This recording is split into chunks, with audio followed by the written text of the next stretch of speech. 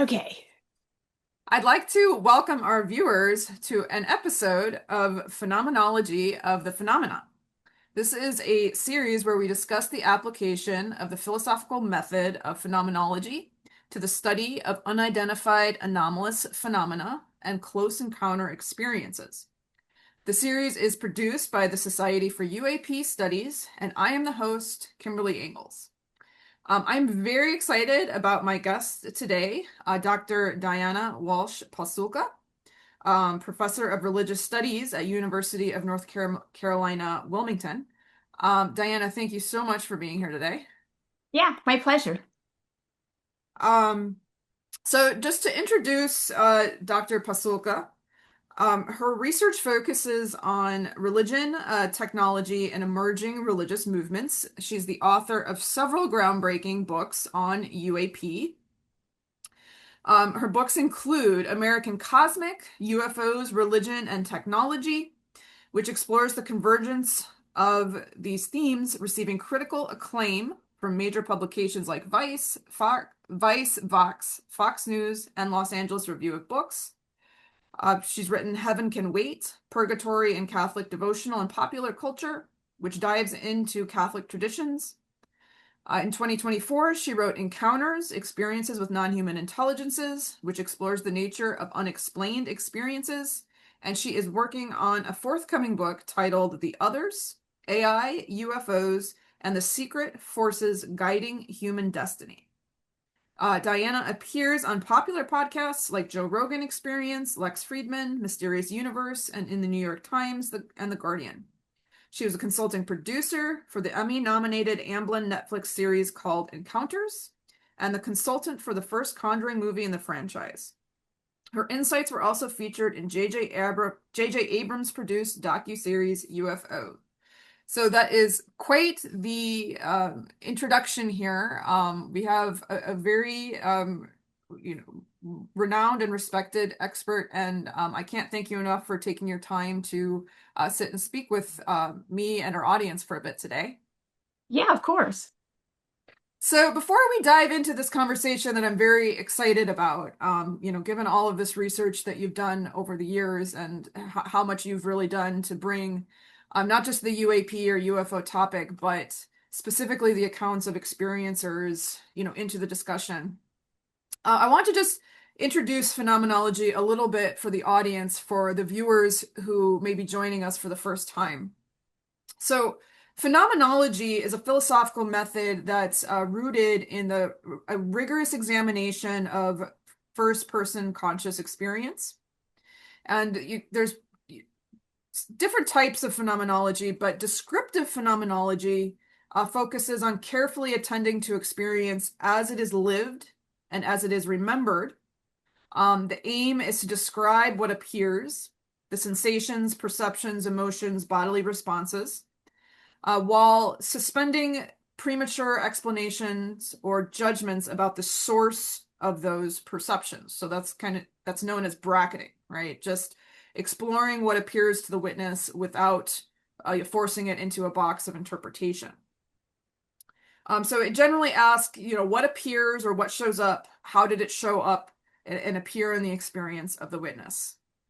And generative phenomenology goes a step further, asking how experiences do more than appear, how they generate new ways of understanding oneself, understanding others and the world. Rather than treating experiences as static events, it examines how they reshape subjectivity, how they reshape the field of ethics, and the experiencers or the individual's meaning-making process. So it asks questions like, what kind of world did this experience bring into being? How did it change how the individual lives and relates? So that's just a general, introduction to the field. So I want to start, with your research, because you come from the field of religious studies, which is, adjacent, but it has different methods. So the first question I'd like to pose as a jumping off point are, what are the core methods employed in religious studies for studying experiences? It doesn't have to be close encounters, but just for studying experience in general. And how do those intersect with phenomenology? Sure. So phenomenology, especially as you describe it, like descriptive phenomenology, is basically what in religious studies is the bracketing method. We would call that the bracketing method. So we use that. Religious studies is interdisciplinary, so we have multiple types of disciplines: archaeology, history, sociology, various others as well. Okay, that anthropology, of course, um, and philosophy. So we have a lot of different disciplines within the category of religious studies. My primary focus has been on historical work. So a person who, let's take the book that I wrote called Heaven Can Wait, which is about the Catholic doctrine of purgatory. And in this book, I was looking at the experiences of European Catholics who believed that they were either engaging in understanding purgatory as an actual place, a real place, or speaking to souls and praying souls out of purgatory, or if they encountered them in their lives into purgatory, maybe they didn't know they were dead, kind of thing. So in this book, I use the historical critical method of scholarship, which is basically looking at the written and other types of records, okay, about like chronicles and so forth, about what European Catholics from 1200 onward, thought about purgatory. And of course I had to that would be a lot. So I had to focus on specific things. So in that sense, you only have the data that you have. You don't actually have the people themselves. So it's not an ethnography, which would be, gathering data from actual people. So it's historical, which means that, I looked at different records, and and those records changed over time. Okay, so in that sense, it wasn't super difficult. I mean, it was not easy, let's put it that way, but it wasn't, there was no methodological problem because the historical critical method is not, you don't have to think, wow, are my beliefs being challenged here, right? Because you can't ask people from 1200, to assess their belief system. You can't engage with them. So it wasn't difficult in that respect. It was difficult finding sources, accessing those sources, right, and that kind of thing.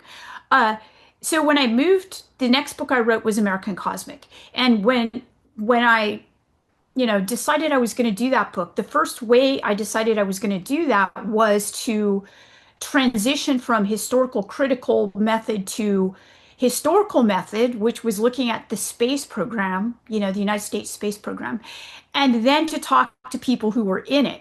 And that was going to be ethnography. So I switched. Okay, so in ethnography, you're dealing with real people. You usually have to go through what's called an IRB, internal review board at your university, to protect those people in various ways, which I did. That's why I used pseudonyms for various of the experiencers that did not want to be named in the book. And, these are the kinds of ethical engagements that we deal with when we are doing this kind of work as professors, and we take them seriously and we abide by them. Okay, so that said, ethnography was at first not hard for me because I talked to experiencers and I looked at them in terms of when I bracketed, um, I talked to them about their experiences. Let's take an example. I did talk to one of John Mack's uh, experiencers in his book Abduction, um, and it was Edward Carlos. He was okay being known because he had already been known. And I discussed with him because he has ongoing experiences. So I went to Tennessee, he lives there, and I talked to his wife and he for several days and spent time with him talking about his experiences, talking about the experiences he had working with John Mack. He co-wrote his own experiencer narrative in John Mack's book because he did not want to call it an abduction. So he already resisted the narrative of the abduction narrative. He could be one of the ones who uh, created the term experiencer. I don't know, but it seems, at that time period, we were talking about alien abductions. We were talking about experiencer narratives, but he really pushed back on that. So, and he called it an experience. That's also when I began to see that he also reconfigured his own interpretation of his Catholicism as being what he was experiencing, like a kind of a modern version of that. And he also brought in elements of aliens, like he said these were light beings. Um, we call them aliens, but maybe they're not. Maybe they're a form like of angel that, So he was really interesting in that respect. So in terms of descriptive phenomenology, I took all of that down and I allowed that to inform. I have a paper about this, which I published. One of the first, in fact, I think it was the first thing I published about UFOs. And it compared his experience to Teresa of Avila's own experience of what she called an angel, but she wasn't quite sure it was an angel. And so what I did was I was able to pull out and tease out kind of pre-interpretive responses, both the historical response and the current response from Edward or Carlos. And what I was able to see was that there was at first confusion. What do I do about this? I also saw that with the pilots today, like the fighter pilots, Alex Dietrich and Ryan Graves, when they saw, even David Fravor, when they first saw the Tic Tacs, they were confused. So this is kind of like one of those pre-interpretive experiences that also I noticed Tyler D in American Cosmic utilized this to identify experiencers who were credible. And he was working for on well he this was his hobby, right? Uh, so, but it seemed like he was doing this in a program to study UAP. This was in 2015.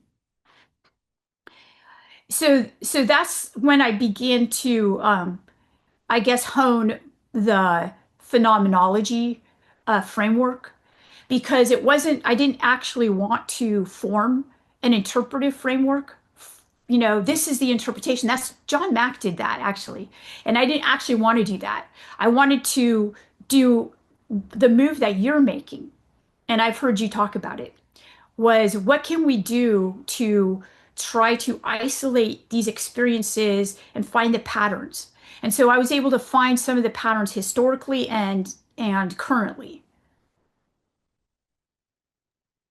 Yeah, so I mean, this is really interesting and something that, we've talked about on this series before, but it's when you're looking at the kind of raw descriptions and just pulling out what appears in these, sometimes historical religious descriptions, many times what appearing or what is described as appearing is very similar to what is described as appearing in these UFO UAP encounters. And they're the same phenomena are just being interpreted or similar, not maybe not the same, but similar phenomena are being interpreted through that individual's, meaning making framework, interpreted as an angel or as an alien.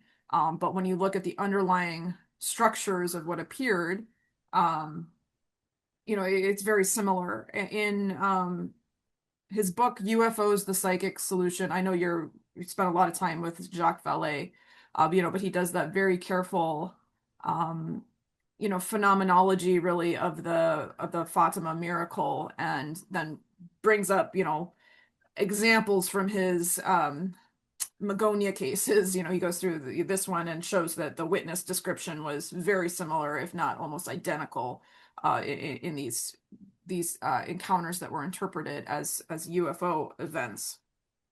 Um, so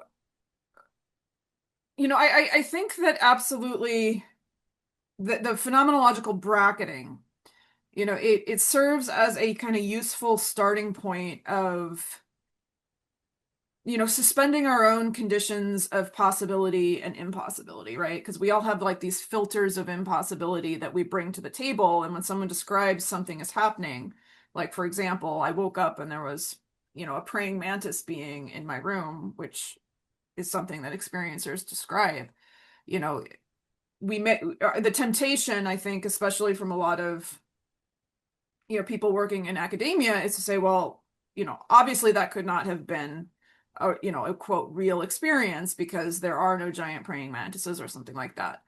And so the phenomenology says, hey, or at least that bracketing move in descriptive phenomenology, set aside those presuppositions about what you understand, the boundaries of reality to be, and just look at what appears, look at the experience, and what kind of patterns can we identify in these experiences.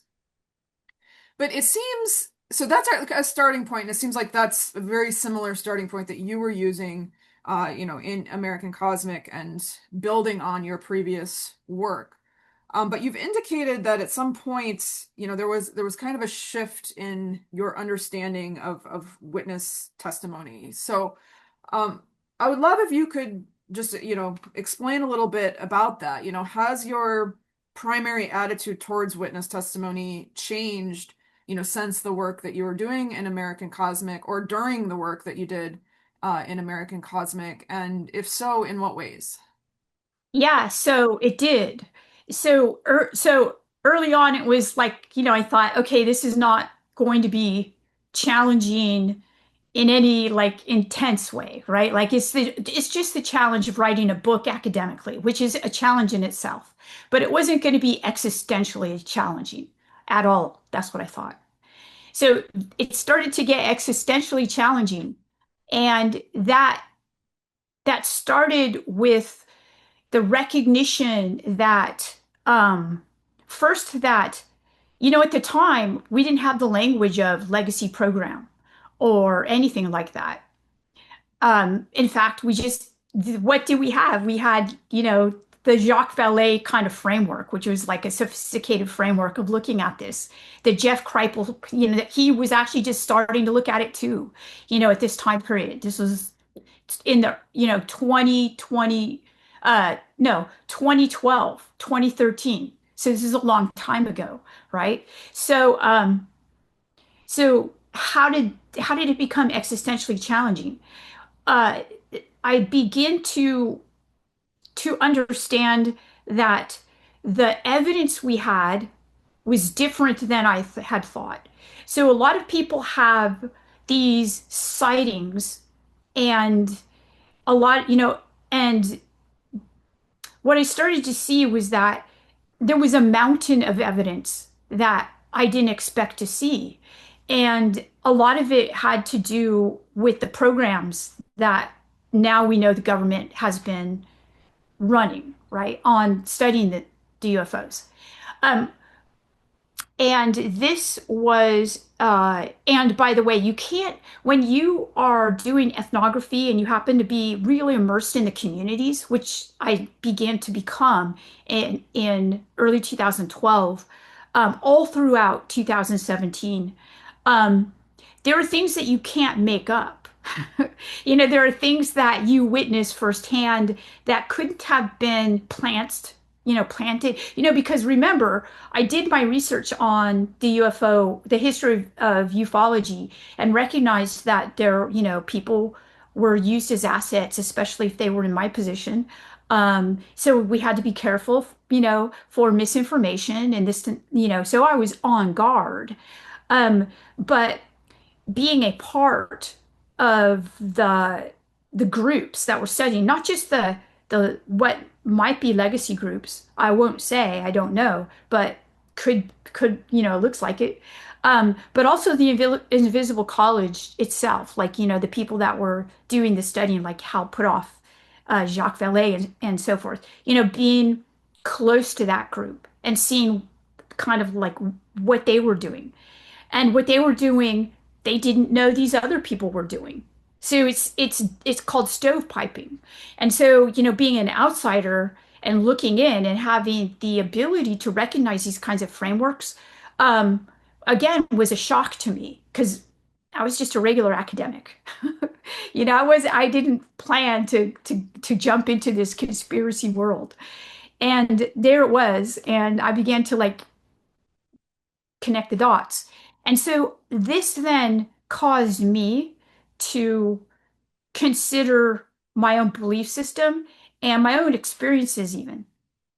And once that started to happen, I had to be honest and say that, I'm writing this book, but I can't write it the way I started out writing it. And what does that mean? And I don't have a complete answer, actually, Kim, about what that means, but I can say that it's changed. It's changed from basically, okay,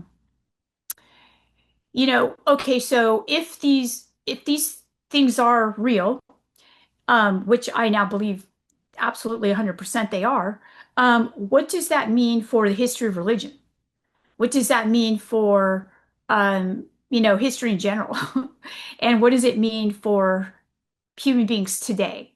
And so forth. What does it mean for me?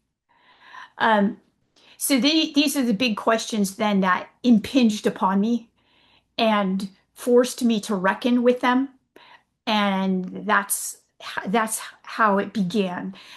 So when I got to Encounters, which was my next book, I basically held off on my own method, and I allowed the people who were all experiencers in that book just to give the experiences.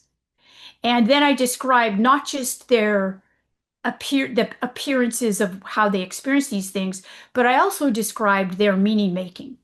So I did both in order to show that people have these experiences and interpret them in lots of different ways today because we are a pluralistic society and we have diverse belief structures. And but the one thing that each chapter of the book focuses on is that the inherent appearance was similar in each. These people are so diverse in their backgrounds, yet the appearance was so similar. And that's what I wanted to encounters. Also, I put in a little bit of my existential crises in there too, like where I started to realize that ancient people, had their own ways of dealing with this, like the allegory of the cave and so forth. So, I utilized that in order to help me because those are actually really helpful frameworks. So I utilized that book, not that book, but that allegory in Plato's Republic. That's, by the way, for the viewers, that's Plato's Republic. And realized that, wow, these are living traditions. Like, these are esoteric living traditions. And then, of course, I reassessed Jacques Vallée's own position, being a technology guy, right? Who his hobby also is to study UFOs. And those, that's not separate to me. Like, because he continuously says this is looking to be like a certain type of technology, right? The what he calls the phenomena. So that was yeah. So and now I'm writing this book about the same thing, and I'm focusing it on the tradition of esoteric Catholicism. So it's Chardon talking about the newest fear, but even Arthur C. Clarke, he's not Catholic, but Arthur C. Clarke engages with Chardon's work, inverts it in Childhood's End, and so I'm looking at visionary literature as different than I would have before. So my mind has so many questions. I have a couple of threads that I'd like to pick up on. So thank you. I mean, I think this is really important. You talk about the shift when you started to realize, these government programs for studying UFOs were real, and, we're sitting at this cultural moment. We just had the Age of Disclosure documentary. Steven Spielberg's making a movie coming out this summer. Um, I feel like some of the public are now kind of having that existential moment that you may have had, or, and it started actually in 2017, but I feel like it's picking up. Um, but I feel that there's still, at least in my own experience and in my work, there's a disconnect between, these government programs that study these, apparent non-human technologies, right? These technological objects that do not seem to obey, just for a lot of reasons, cannot be human-made objects. There's a disconnect between that and these stories that people tell, and I don't mean stories in a pejorative way, but just these experiences that people report, for example, of being abducted, or the experiencer that you worked with, Eduardo Carlos, who had, an abduction-like experience but didn't interpret it that way, or people reporting seeing the grays in their room, or a praying mantis in their room. These are still seen as not having anything to do, or often, there wants to be kind of like a separation. It's like, okay, we've got these technological objects, but I'm not willing to take the step that these experiences people are talking about may actually have some reality behind them and be anything other than, fabrications or confusion or hoaxes or something like that. And so kind of where I sit is, you know, how do we start to merge these things together? Because I think when we start to look at the content of what people are reporting as appearing, it becomes much more complicated than that these are just, an extraterrestrial life form that is flying, technological objects around in our atmosphere. Like there's, as you said, like there's existential implications here. There's also implications for religious experience, or for what we've perceived through the lens of religion for a long time. And a lot of these encounters, as they're described, have a religious valence to them. Um, Matthew Roberts is an experiencer. He was an atheist before he had his encounters, and he said he could not deny that when he started having these experiences involving, entities in his room, that there was this religious sentiment to them, like they would have glowing halo around their head or something like that. And he said that actually repulsed him at the time because he was an atheist, and he said he thought the idea that this had anything to do with religion, it just felt, originally it felt repulsive to him. He's now has a totally different meaning making framework for thinking about it. So I guess a long way of kind of getting to this question of, what convinced you that there's a connection between these government programs and these physical objects and these experience or accounts that people describe, and what do you think, if there is some truth behind these accounts, what does that mean for how we think about, these disclosure movements and this potential technology that's dominating the conversation at this particular cultural moment? Yeah, that's great. Those are great questions. I love Matthew Roberts' book Initiation. Me too. Yeah, so great. Love that. Um, so okay, I think that the thing is that what caused me to become by the way, I'm not advocating for belief that like belief in this. Okay, so I just want to be clear. Um, I'll describe my journey to belief, but I'm not trying to make anybody a believer because they have to become one on their own if they decide to do that. So I'm not one of those people who's trying to make people believe in this. Um, and when I do my work, I'm doing it from a historical and methodological way, like the framework of religious studies.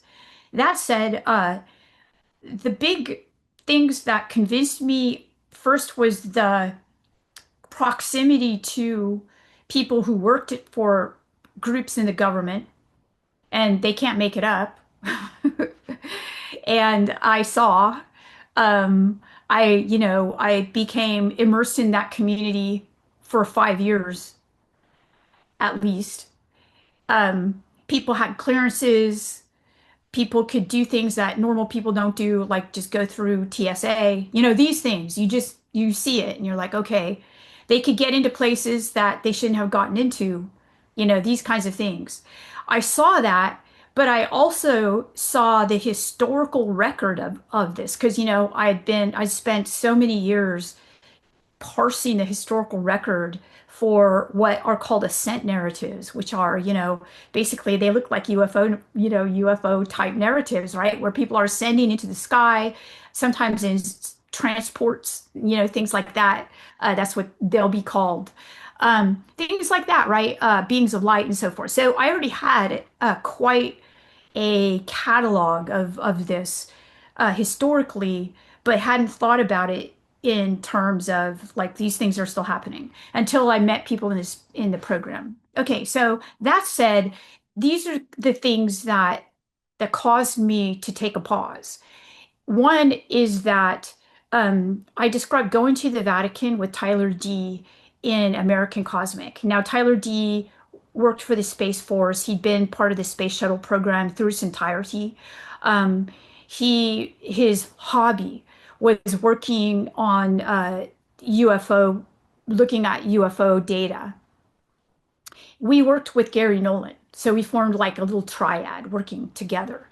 And so I was already going to the Vatican. I have the credentials to go to the archive and get in and look at certain things. So we were going to look at saints who levitated, Maria of Agreda, and Joseph of Cupertino.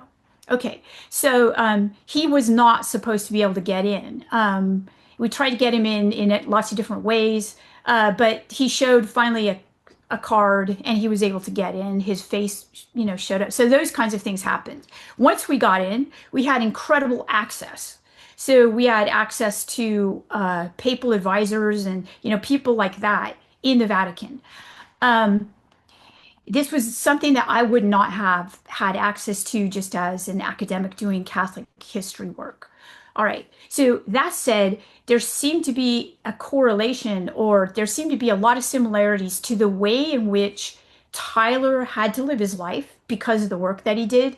And the people on the super inside of the Vatican who don't have email addresses, who don't go online because they're not supposed to, because they have certain things that they're supposed to caretake. Okay, a tradition they're supposed to caretake. And the news of the day could get them off course. Therefore, they're not, I'm talking about people like Father Gumpel, okay, who we were able to discuss lots of things with while we were there. He was not, so we had to write hard letters, he and I. And Tyler D himself couldn't go on certain websites. He couldn't see the news. Like he had this lifestyle too. And he had it within the auspices of his, I guess, clearances. So I was able to make a connection that there was a type of person in the government that was very similar to this type of person in the Vatican. And when he went, he recognized it right away. It was almost as if they were agents in the Vatican. And they were all doing the same thing, by the way. They were looking at this data of non-human intelligence interacting and having contact with people. So that was extremely revelatory for me. So then I began to see that there were esoteric components within the United States government that, there's as many, okay, 90% of people who work for our government are not in any kind of esoteric government tradition, but there certainly are some that are. And so once I recognized that, it allowed me to have the language to talk to them about what they were doing. Because then I was like, this is what they're doing. I can talk to them. And so that reinforced a recognition of a historical component of something that I was beginning to see, but I didn't really have a lot of, um, you know, I didn't have a framework from from a secular culture in order to talk about it. But religious studies gave me a framework. Not just religious studies, by the way, but religion. So I'm not talking about the secular framework of religious studies. I'm talking about the, that's why American Cosmic turned out to be such like a book about religion and about esotericism, was because it wasn't my intention to uncover anything like that.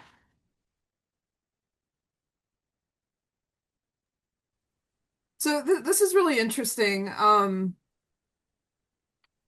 mean, these esoteric components within the government and the language that they gave you that you said to start making sense of, or the language that they gave you for engaging like their own sense making and meaning making processes.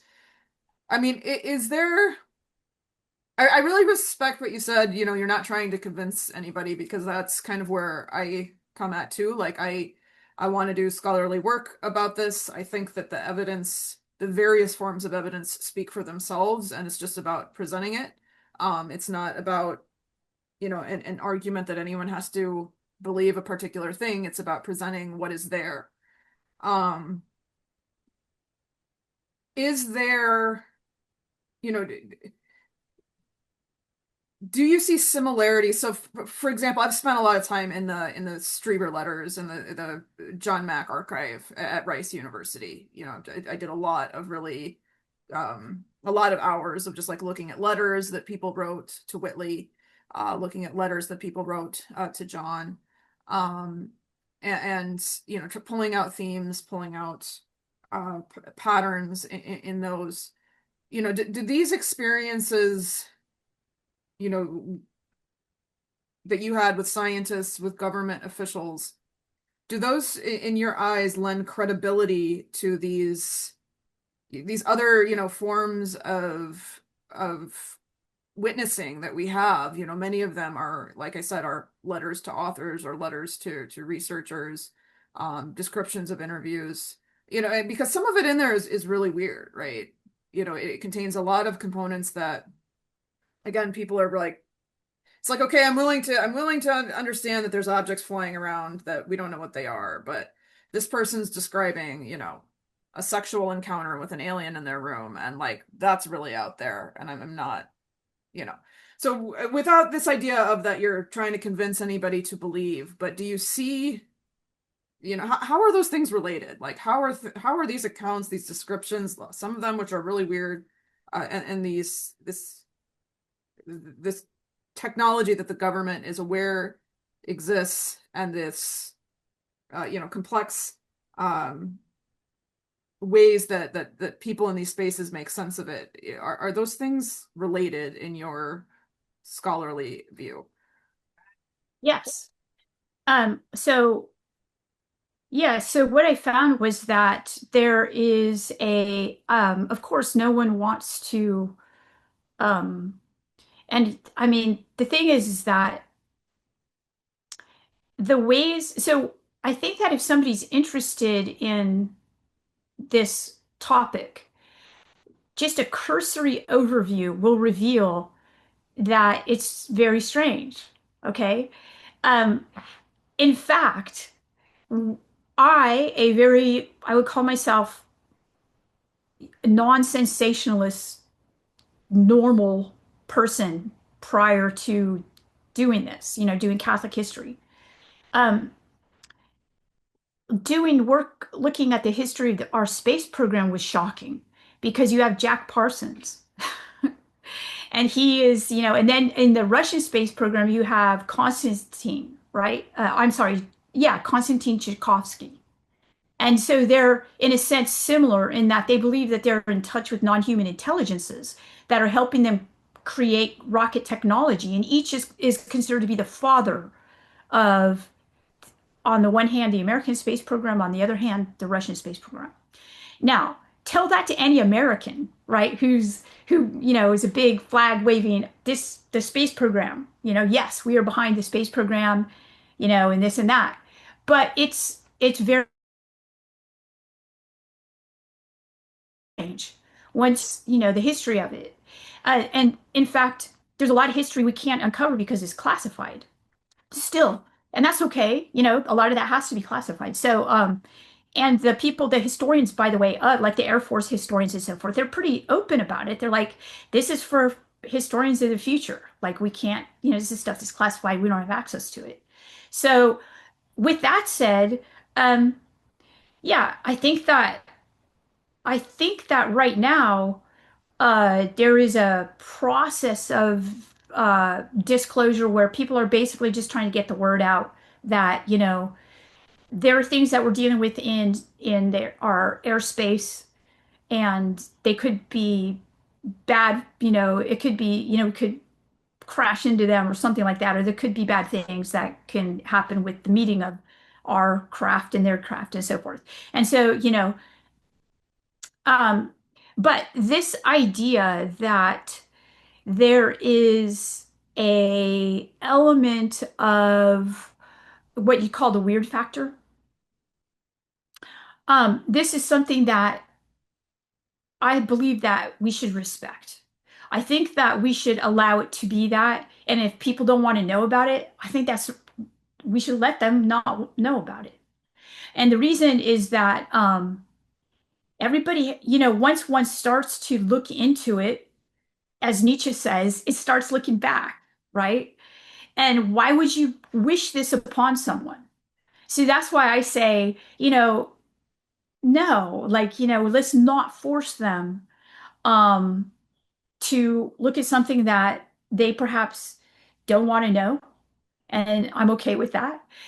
You even find this in the history of religions. So I do work also, by the way, on looking at Virgin Mary apparitions. And you mentioned Fatima, right?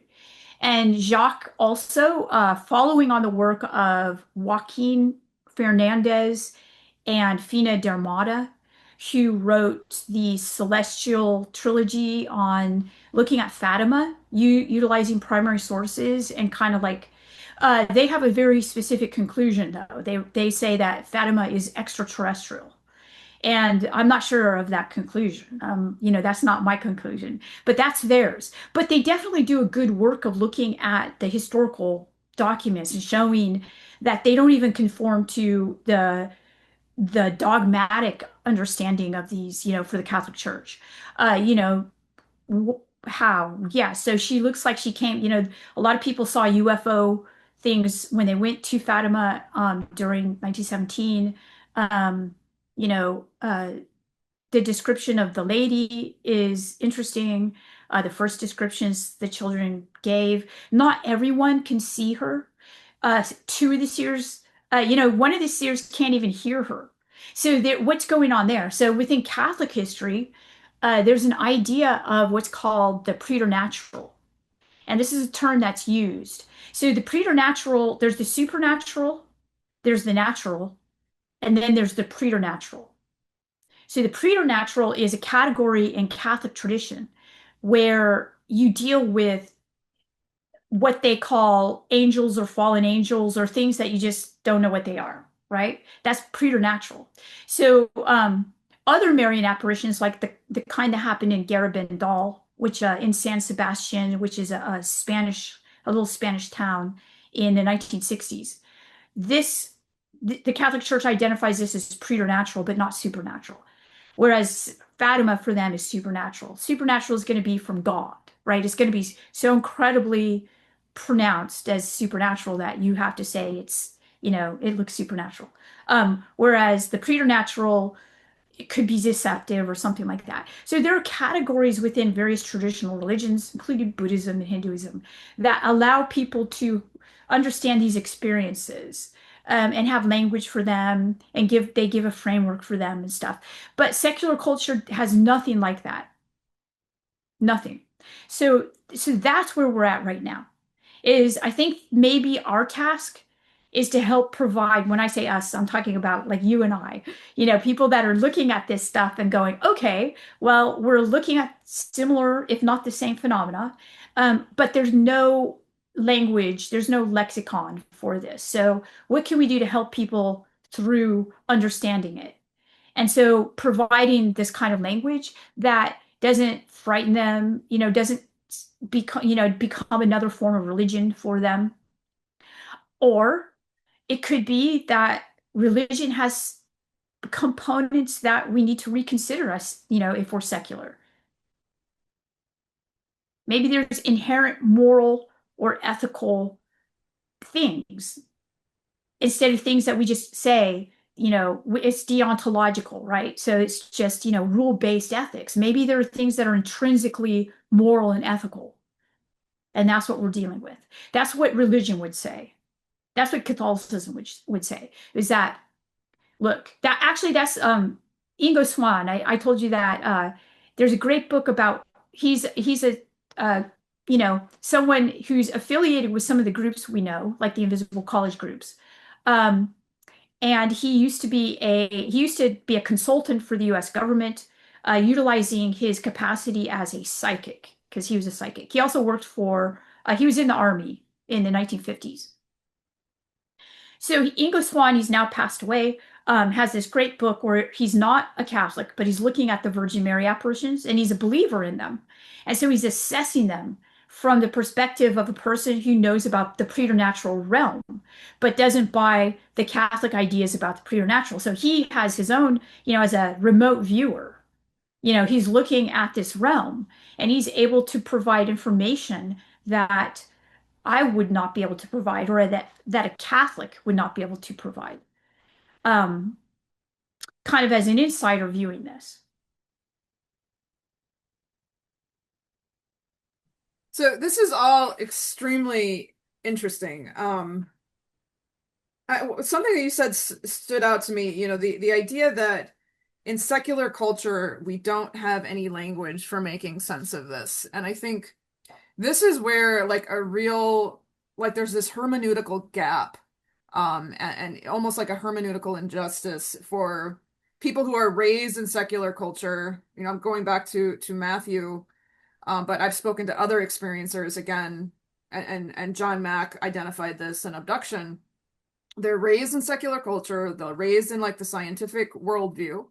Um, and these experiences happen and they have like no framework for making sense of it. And that's what makes it so ontologically and existentially shocking and disruptive, is because there's these things that are happening, and in secularized society, our only way of making sense of them, the only language, is like in the language of pathology, and that, you're Yeah. hallucinating, you're mentally ill. I know a lot of experiencers who have been pathologized, who have been told that they're psychotic, when they don't show any other traditional signs of being mentally unwell in that way.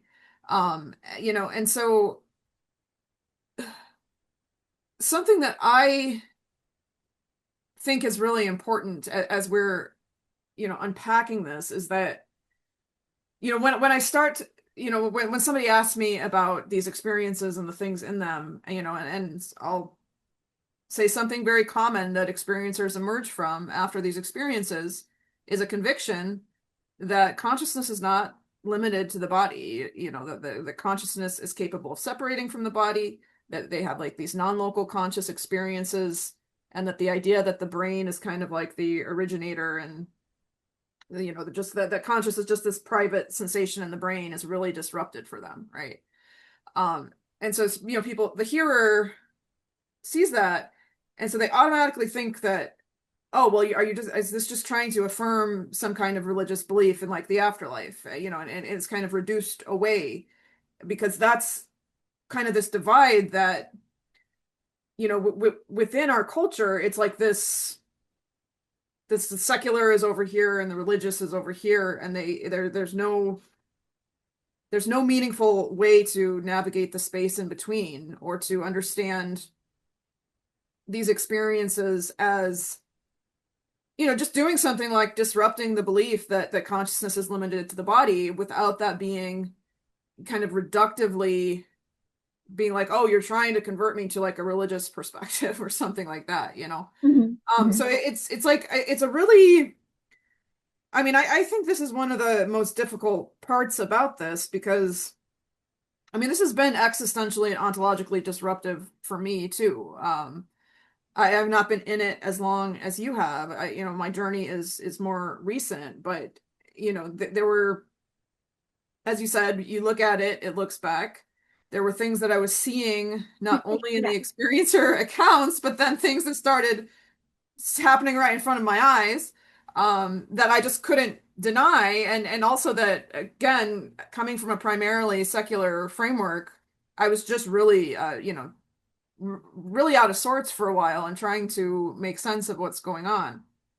And so I guess the question, as you said, like for people like me and you and Jeff Kripal who are saying, hey, these experiences are authentic descriptions. It doesn't necessarily mean we're going to narrow down and say, well, this person's interpretation is the interpretation and the one. But like these are authentic descriptions. There's patterns in them. Do the patterns in what people are suggesting reflect something about the reality in which we live? Just going back to that, what I just said, that idea that is very prominent. They emerge with this understanding, a new understanding of consciousness as not, private and local to the brain.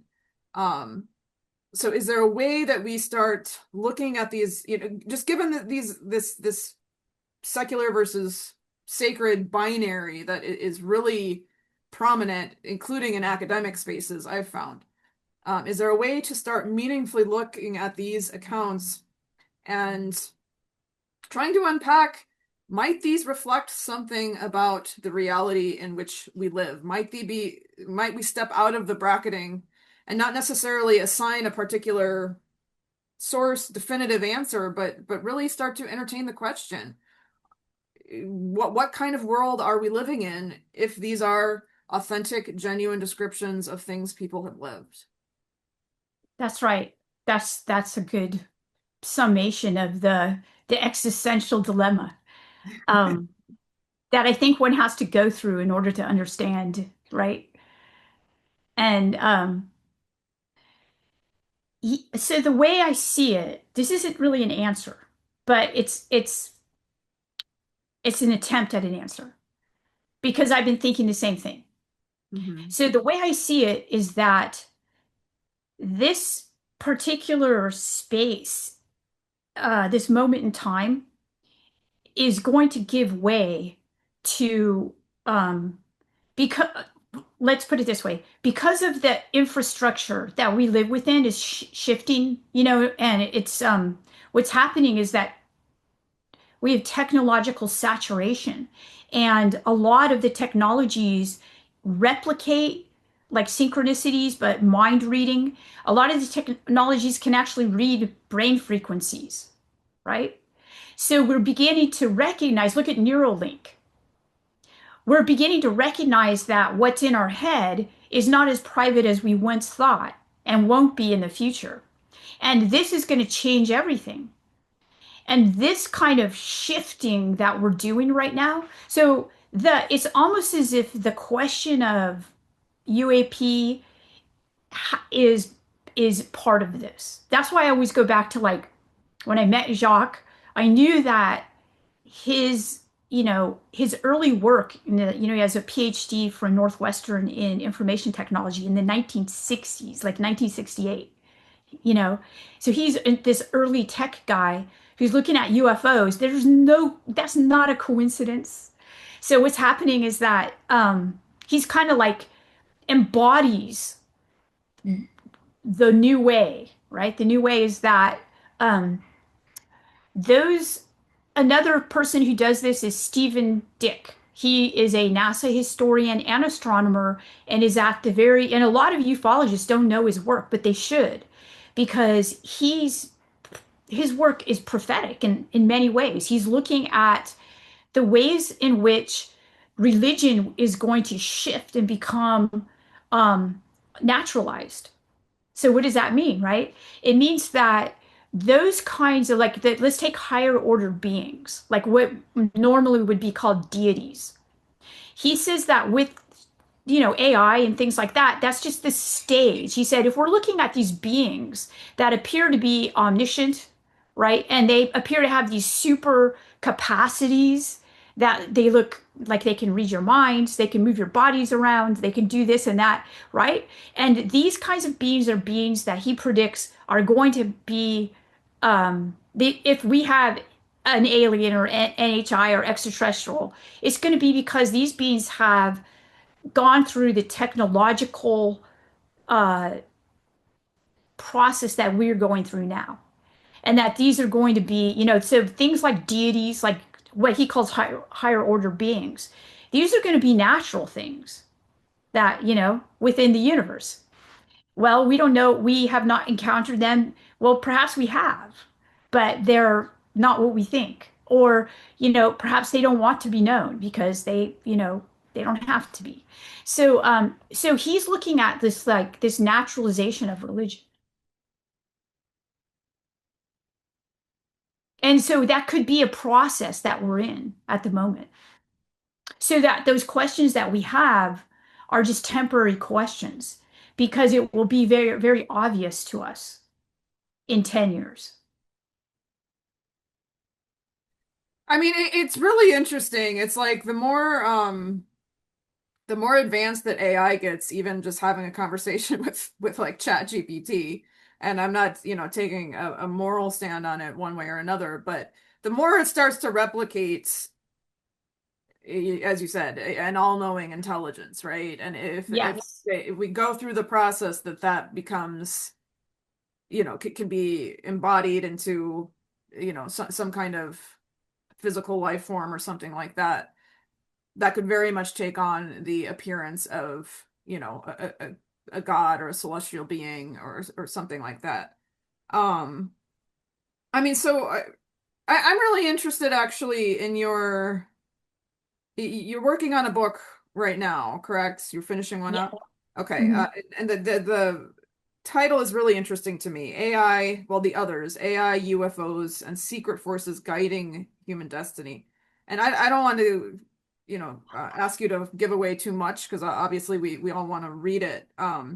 But coming back to the AI question, I mean, it seems that the conversation about AI is emerging at the same time as this increased conversation about UFOs and UAP. And so, is there just anything that you want to foreshadow about the relationship between those and how I know you explored that some in Encounters. I remember that. Mhm. Mhm. But it seems like you're taking it further in this forthcoming book. So is there anything you can just like foreshadow about where you're at with that right now, that link between AI, the UAP, the potential non-human intelligence, that you might be bringing forth in this new book?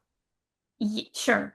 So, one thing that's interesting is that even during American Cosmic, when I was learning a lot from Tyler about the things that he was doing, and we were working together.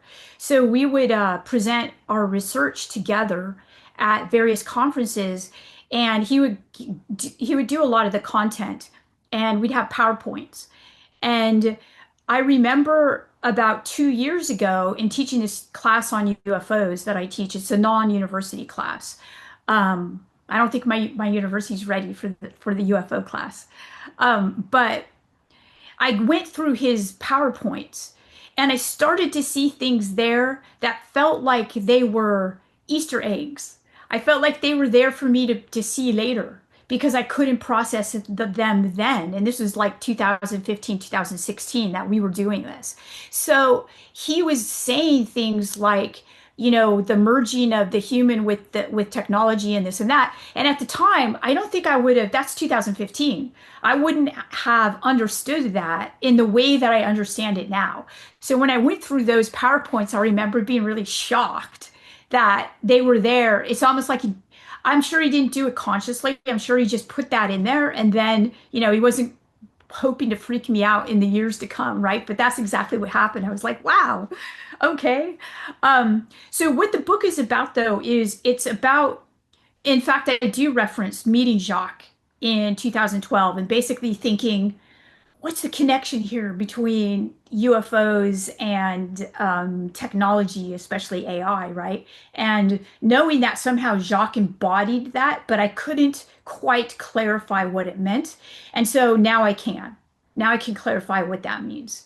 And so in that sense, the book is looking at, you know, people whose work are prophetic. So, like I said, Taylor de Chardin, where he's talking about the newest sphere and he's talking about the early 21st century, where he believes that, in fact, I was talking to an experiencer, and she's a young experiencer, and she's not a big reader, okay? So she hasn't read a lot of anything about the history of Western tradition or philosophy or even UFO stuff. That doesn't really read that stuff. Um, but she said to me that the UAP she's in contact with, or the NHI she's in contact with, basically said that there will soon be a group of NHIs who will encircle the Earth, and they will be, they're ready to communicate with humanity, but human beings aren't able to communicate with them yet because the human body is not prepared to do that, right? And so people have to start practicing, like, being better with their bodies. Like, they have to be healthier. They have to do health, utilize healthy habits, and this type of thing. And I thought that was really interesting because Chardon talks about the noosphere in almost exactly the same way. And he's basically suggesting that there is the spiritual faculty that everyone has, but a lot of people haven't developed. But he said in the future, more people will have this developed, and therefore the noosphere will be a reality. It's this, he calls it a sheath of cerebration, which is his way of saying it's going to be a combination of human thoughts and emotions and economic things. And, it seemed like he's talking about like a living version of the internet or something, but he's talking about it as above the biosphere. And so literally she's talking about that too. She's saying this is what's going to happen. And she's very, believes that. And I said, where did you hear this from? I said, have you ever read, you know, Teilhard de Chardin? And she's like, no, I don't know who that is. So, so it's really interesting, this idea. So the book looks at the visionaries, among them Marshall McLuhan. And what I find most interesting about these people is that they identify the human access to this type of new form of being human. Like, that they're accessing these ideas and this information through what they call is like a spiritual sense. And so I go back and, I look at this spiritual sense, and I actually focus on that in their um in their work, because each one of them says, except for Arthur C. Clarke, by the way, who's definitely not Catholic, definitely not like holy, right? Or anything like that. Nor are these guys, right? They all have faults. But I'm just very interested in what they had to say about the early 21st century. And they all have this idea that there's going to be like a shift in the human being itself. And it's going to have to do with this connection to like a network. There's a uh, there's a Netflix series. No, it's not Netflix. I'm sorry. There's an Apple series now by, I think it's the director of Better Call Saul, and it's called Pluribus. And it's basically just like that idea of kind of like a, not like a networked human, like a complete, almost like a hive mind type of human being. And while I'm not advocating for this, of course, what I'm doing is I am just looking at what these people have said, and I call them the visionaries, and how they envision the 21st century, and how that looks to be prophetic. So that's what that book is about. That sounds amazing. I cannot wait to read it. This is all incredibly interesting. While you were speaking, something that repeatedly comes up to me as I study the phenomenology of these encounters and listen to, narratives like that you were just speaking about is how much the UAP blurs binaries, like Yes. Yeah. binaries between mind and matter, or between technology and nature, or between the natural and what we consider the supernatural. And it's like, and between like the technological and the sacred, like, it's this idea, well, are the UFO a technological reality, or are they in the category of like the religious and just a religious experience with the assumption that those two things are totally separate, that they're either these technological objects that have, that exist in physical reality with these technological capacities, or they're these religious experiences that kind of exist outside of the realm of physical reality. And what I see in your work and what I see coming over and over again in experience or testimony is that they're both, and that Mhm. they really are kind of forcing us to dissolve these binaries that if something is technological, then it's not sacred, or that it's not spiritual at the same time, that it's either scientifically explainable or explainable through the categories of religion, and it can't be both at once. And I think that I just don't think that we can look at them as either purely technological, scientific, or purely, religious in the traditional sense that we use that term in modern secularized society, as being completely removed, from the physical reality or the technological. Like, I think that all of these narratives point to both of those things being intimately intertwined in this, for lack of a better word, liminal space, this like in between area where we're kind of like forced to confront many of the binaries that we try to sort experience into.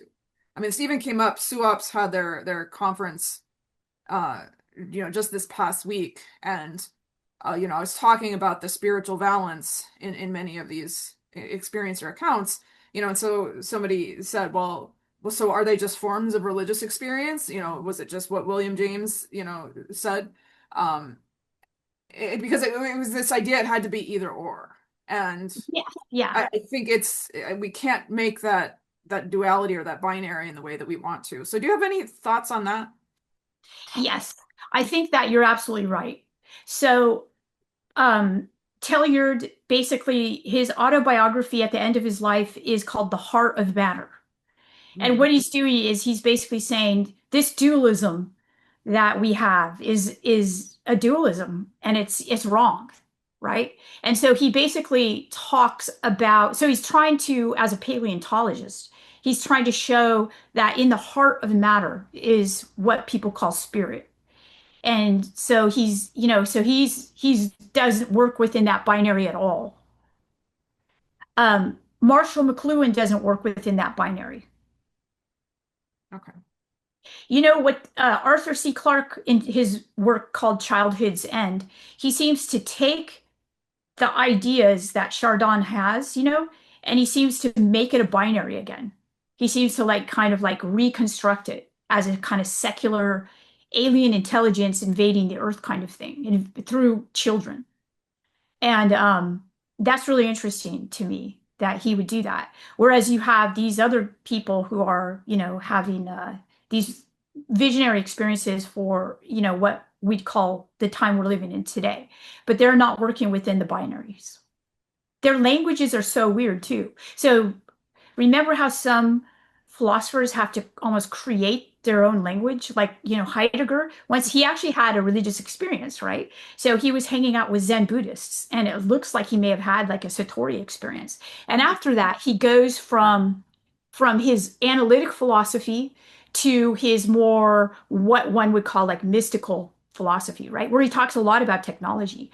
But his word, he wants to convey what he learned in his mystical experience, but it's really he can't. And he's also using the German language. So he's really trying to do this. And so he has to create his own language, which is really obtuse for people. They can't, it's really hard to penetrate. Um, but that's what happens. So when we, because our language is based a lot on binaries too, and dualism and so forth. Yeah, absolutely. Like so many of the terms that we use are dualistic.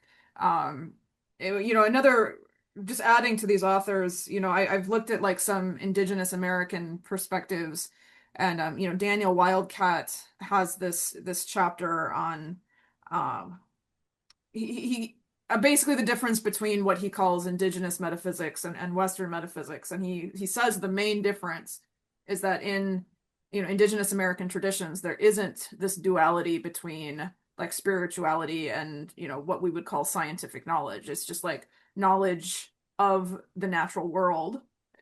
is inherently spiritual. Like it's understood that learning the ways that things interact physically in the physical space is reflecting sacred realities, and like those things are not understood in any way to be separated in the ways that they became in modern Western cultures, really following like Descartes. Um, Yes, yes. so I mean, I think I guess maybe this brings me to my final question, unless you have anything that you feel after this you still need to get off your chest.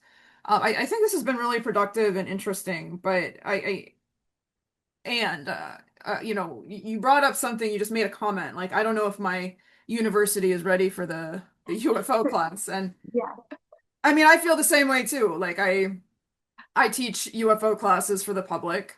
I don't think my university is ready for them. I do teach chapters of from UFO studies in my normal philosophy courses, but we're still not fully there yet, and I think it's because a lot of academia operates in these binaries that we're talking about. And I mean, and at least in academic philosophy is different than religious studies. In academic philosophy, like really the only respectful way, or not respectful, really the only tolerated way to be talking about paranormal experiences is, to be talking about why people delude themselves enough to think that they may Yeah, be that's true, right. and Yeah. that's the only thing that can be accepted. And I still get things, desk rejected from mainstream philosophy journals that really should not be desk rejected. Maybe they don't deserve to be published, but they at least deserve to go out for review, because it's just this. There's the secular nature of academic philosophy is still very strong, and anyone, not just the secular, but like the naturalist, staying within the Mhm. parameters of current scientific knowledge. And so, even though a discipline that is supposed to be about the pursuit of truth, there's a really heavy pushback on some of the ways that we speak about this. So, I mean, you have been doing this for a while, obviously in a different discipline, but do you just have any general advice for academics who are, pushing into this territory, trying to change some of the academic language, some of the academic concepts that we're working with, so that we can approach this in a way that is both scholarly rigorous, but is also like reflects ontological openness and intellectual honesty and genuine curiosity about what's going on, and that isn't, a different type of dogma where we're just rejecting things because they push up against our reality filters. Yeah, I think that I was actually a graduate student in philosophy before I became a graduate student in religious studies. And I would say I have the equivalent maybe of a master's in philosophy because of everything that I took. And I took a lot of undergraduate work in philosophy as well. So I understand I'm in a philosophy and religion department. Mm. So I understand the culture of philosophy. And now it's the culture of philosophy and the culture of religious studies exist within the university as humanities. And the humanities, as we know, are under attack. So if you and I bring the UFO class to the university, this is going to be one more, they're just going to say, "Oh, do you have to do that?" They may love us. They may, say, "We love all the work that you do, and we know you're very intelligent, and we love your PhD and everything like that, but we cannot survive if you bring that, the humanities cannot survive the UFO, being brought into the university. It's already barely surviving." Um, so first I would have to register my compassion for all of us who are doing the humanities. We don't get paid as much as our other colleagues in other departments and so forth. All right, and our jobs. I just heard that uh, a department at a major one of the top 20 universities. Is now not going to be around, right? The religious studies department. So these things are happening, and they've been happening, as you know, for many years. So, I believe that I also know because I get a lot of the peer-reviewed stuff about UFOs that, from Cambridge University Press, from Oxford, from, the big presses, academic presses. They send this stuff to me, and I get to see what's coming. And not only that, but a lot of times people that are doing like uh, the um, the sciences, a lot of really interesting stuff that is coming out right now involves the work of people who are working with scientists. Because scientists need different frameworks for understanding what they're dealing with too. And at the major universities, you're beginning to see material science dealing with, anomalous materials and things like that. And people send me that who are scientists because they read American Cosmic because they understand. So I think that we might be okay. And this is how I think it's going to happen. Because I have this view, kind of like the backdoor view, right? That coming down the pike is a lot of support for looking at this because we have to look at it. Um, and it's becoming like a priority for national security. And if it is, then the academics are going to be utilized, right, to help out. So I would say for, you know, people that are beginning to study this as undergrads, not as undergrads, as graduate students. And by the way, I do work with a lot of people who are at various universities doing graduate work in this field. And they're doing excellent work. The best thing to do, though, is to talk to people who have done this work so that you can do it and protect yourself while you're doing it. So that's what, you've got to, I was already a full professor when I started to look into it. So in a sense, I had academic freedom. Um, but I would say that we're not exactly at that point yet. And it's not necessarily because of UAP, it's because of the state of the humanities. I mean, I think that's a really important point. It's like you're saying the humanities are barely hanging on, and then it's like somebody wants to bring UFOs into it, and it's just like humanities is not going to survive that. I'm sorry. But maybe, like you're saying here, I really think that perhaps, we're not there yet, but the UFO could reinvigorate the humanities. It's Mhm.